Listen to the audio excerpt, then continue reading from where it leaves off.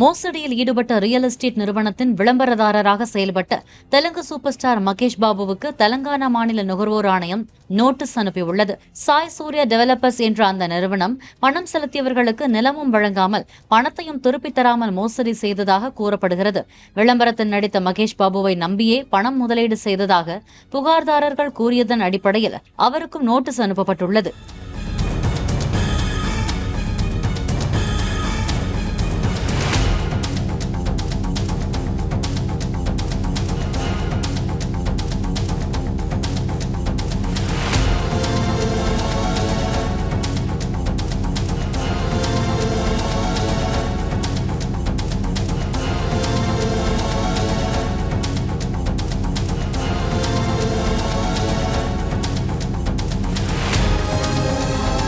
Play store மற்றும் app ஸ்டோரில் இருந்து பாலிமர் செயலியை QR கோடு மூலம் பதிவிறக்கம் செய்யுங்கள். செய்திகளை உடனுக்குடன் பெறுங்கள்.